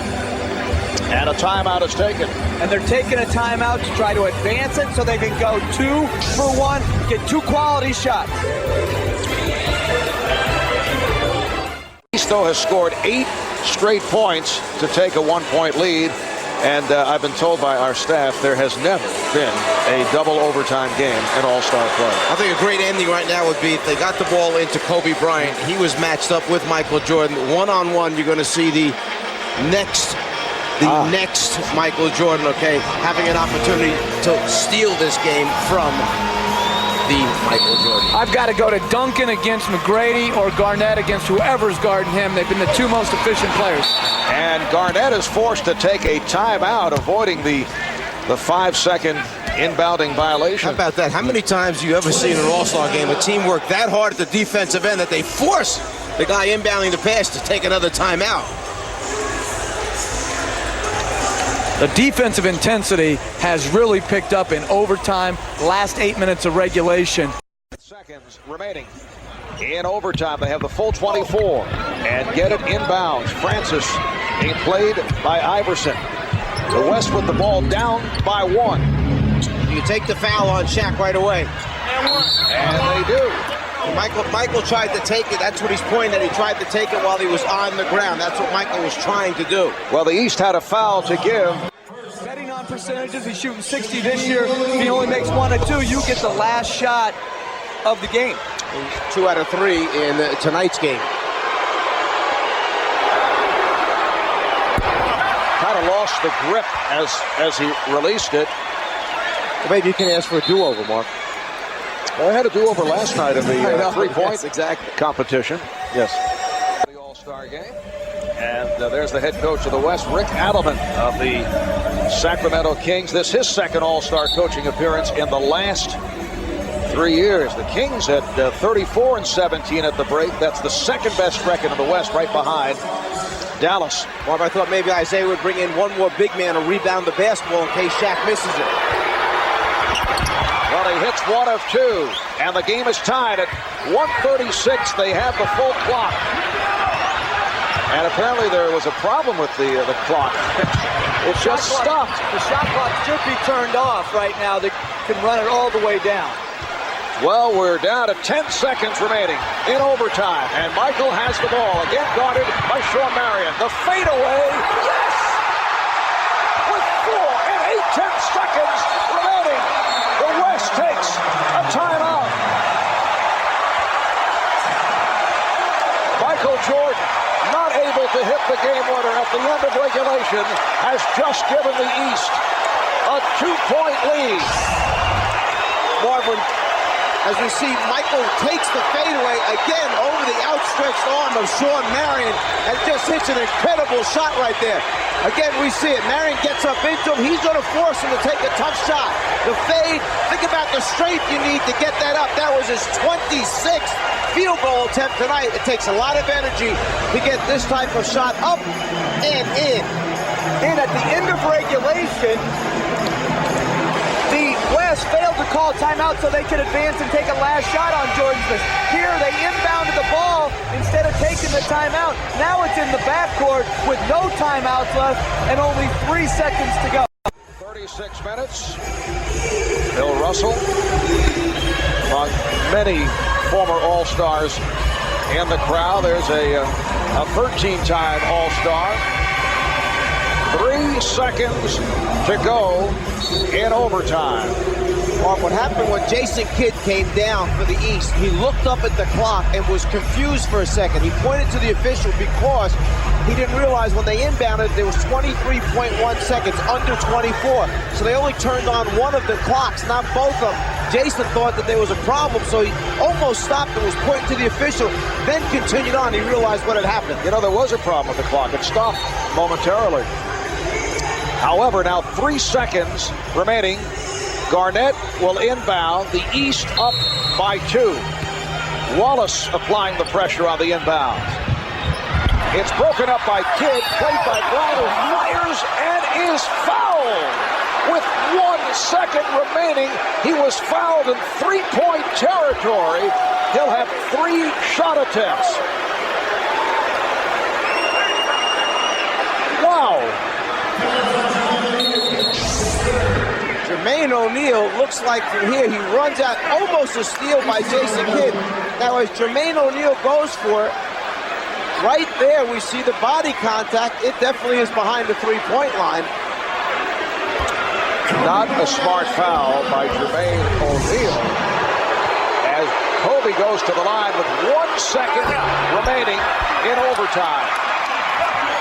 And now the East lead is 1. Kobe Bryant, an 83% free throw shooter. You recall with 10 seconds left in regulation, he missed a free throw. Looking to tie.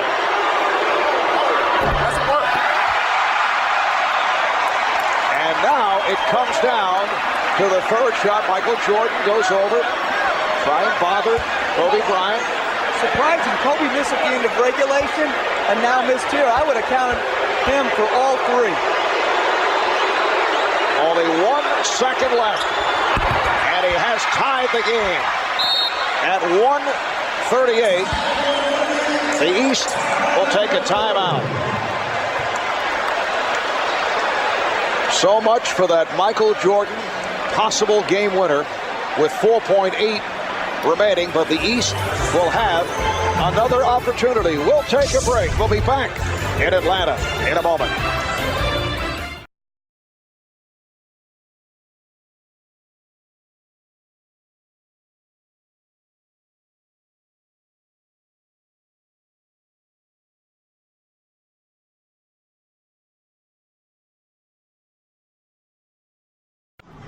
Back in Atlanta, Marv Albert, Jeff Van Gundy, Lazar, Mike Fratello, Craig Sager, Cheryl Miller, in what has made the transition from a decent All-Star game to a classic with 1 second remaining in overtime. It will be the East in possession. They do have 1 timeout remaining. The West using its final timeout. And Jason Kidd looking for the catch and shoot right here. He finds Jordan, and the shot this time is blocked by Marion. And for the first time in NBA All-Star history, we go to double overtime. Well, Sean Marion knew he didn't have to worry about a fake by Michael Jordan. There wasn't enough time once he caught it, so as soon as Michael elevated, he was going up after it. We'll continue from Atlanta after this.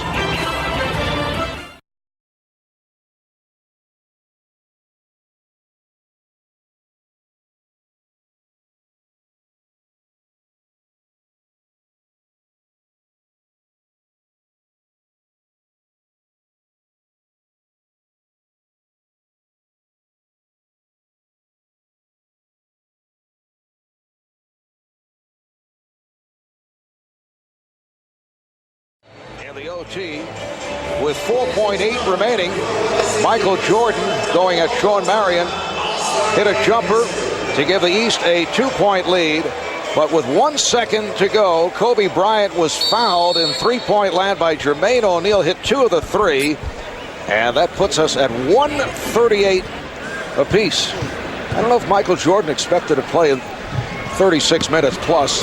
But he's been logging the time. Paul Pierce, though, has come on for Michael. Vince Carter is back. Here's Garnett. Draws the foul. It counts. It's on Carter, and Garnett to the line. If I was Isaiah Thomas right now, I'd really be worried about this team on the floor. I know he's trying to give guys minutes in the game, but the Western team that's on the floor has been out there. They're warmed up. They're active. You're bringing a couple guys in cold. You're very small right now. This could be a quick 8-zip, 9-0 burst for the Western Conference to start this next overtime. And because there's no power forward on the floor, Garnett or Duncan, whoever Wallace isn't guarding, is going to have an obvious mismatch. Just what happened down there for the three-point play. Garnett scored over Vince Carter. 31 for Garnett. Iverson. Here's Carter. Wallace tried to deflect it. Lands out of bounds, and the ball back to the West. The West up by 3 by virtue of that three-point play by Kevin Garnett. So Kobe Bryant handling it at the point. He and Steve Francis in the backcourt with Garnett, Duncan, and Marion on the front line. Garnett over Carter, taking advantage of the mismatch. Vince Carter has no chance in that matchup. Garnett's 7 feet. He has a high release. They have no double team schemes in. No chance to stop Kevin Garnett down the post. Wild shot by Carter. The West up by 5 with just over 1 minute gone by in the second overtime. West at one stretch had a 7-point lead in the first overtime. They double up on Garnett, forces, and hits. He is on fire. 16 of 22, 35 points. Iverson with the step. Sets it up for Pierce. And Marv, I think Isaiah Thomas just asked Michael Jordan, did he want to go back in? And I think he declined. He's ready to call it a day. Played a lot of minutes. Michael with 36 minutes, 27 shot attempts, 9 for 27. Francis for 3. The West has opened up an 8-point lead with just under 3 minutes to go in the second OT. There's the 10-2 run that I had talked about. Exactly what I had feared because the West was warmed up in this whole thing. Marion with the steal. Kid try to get it back. Here's Bryant for 3. Yes. The West has taken over in the second overtime. They have hit all 5 of their shots. I'm not sure that I would think that I would see the Sacramento staff applauding as hard as they are for Kobe Bryant when he got fouled for the three-pointer and on that shot right there. I think Rick Adelman is nice move by Iverson. It counts in the foul. Rick Adelman is saying, hey, I like having this guy on my side. Well, Kevin Garnett, who has the size advantage over Vince Carter, certainly went to work on him. First steps through to get some space and then shoots it right up over the top of him there. And then they go right back again into the post, clear the side of the floor. They got the other high man, Duncan, up top. Step back. He's got a lot of room to look over the top of Vince Carter and hits it. Hit the free throw, so the West up 151, 143. Garnett drawing the double team. And now again one-on-one with Carter. Kept alive by Marion. It's been an outstanding night for Sean Marion. 7 rebounds, 4 assists, 8 points for Marion. Here's Francis. And Wallace with the rebound with 1:45.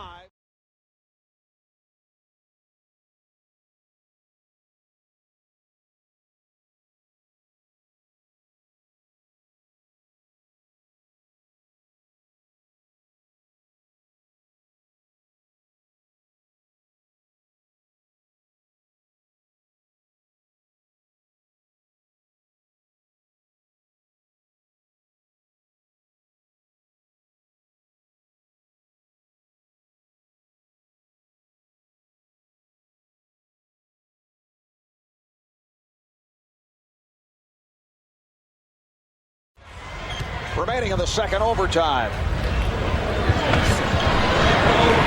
He'll go to the line. Kevin Garnett helping up Allen Iverson.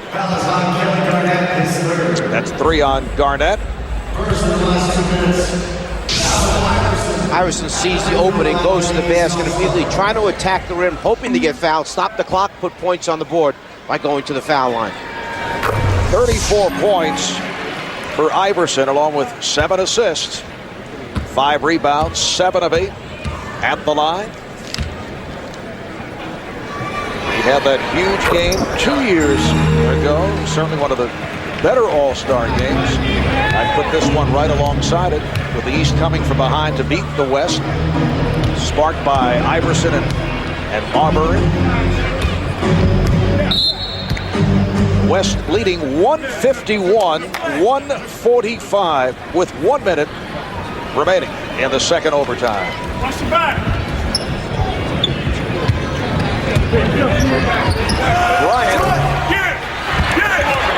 and Duncan able to return it to Kobe.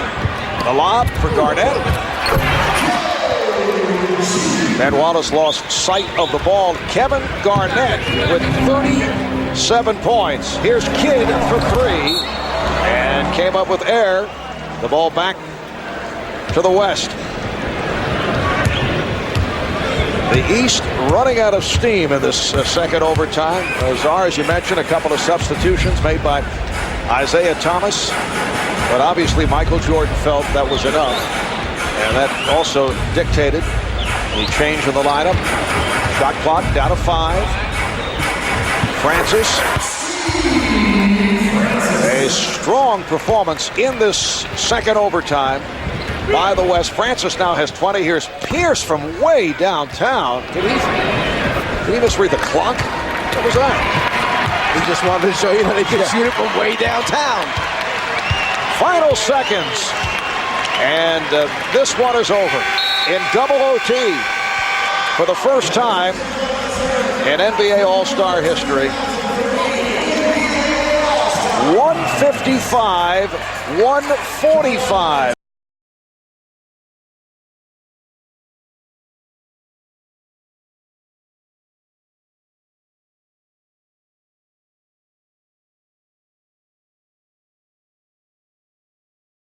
Kevin, there are a lot of things we can talk about in the wake of a game like this, but strictly from a personal standpoint, for you to be added to the list of the legends who have been the MVP of the All-Star game, put that in words for me. No, I can't. I think everybody enjoyed the game. Like Commissioner said, it was a great play. It was a great game just on the basis of this being Michael, and very, very emotional game. And like I said, I couldn't have done none of this without my teammates. So I just want to thank the coaching staff and the rest of the Western All-Stars. At halftime in the ceremony that honored Michael, he looked at you bunch of players and said he felt like it was in good hands, that he was basically passing the torch to you. What is the responsibility in your mind?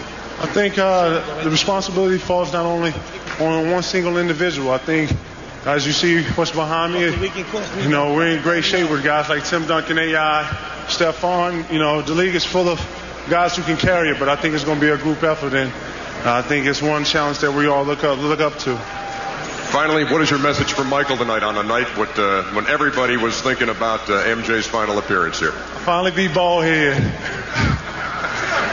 Ladies and gentlemen, the MVP of the All-Star game, Kevin Garnett. Back to you, Marv. Well, the MVP was Kevin Garnett, but the night belonged to Michael Jordan. Getting congratulations now from Kobe Bryant, who made the free throws to send it into the double overtime.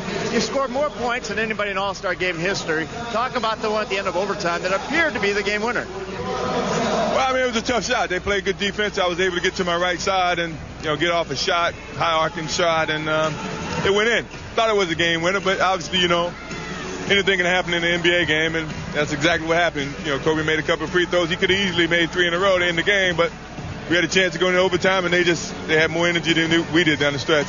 Did you say anything to Jermaine O'Neal for fouling him on the three-point attempt? No, I just couldn't believe the referee made that call.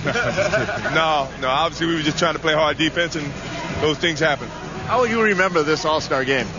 Double overtime, we lost. It was fun. I think I got the chance to enjoy some good young company tonight, and as David Stern said, the NBA is still moving upward, and you can see by the young talent that's playing here, and a lot of talent that's not here. the game's going to be fun to watch for some time, and I look forward to just sitting back and watching and say, I was a part of that group. I was one of the guys who passed it down to those guys, and that's truly a privilege. As with your teammates, your opponents, the fans, and our television audience, it's a pleasure and honor for all of us to be here for your final one. Thank you very much.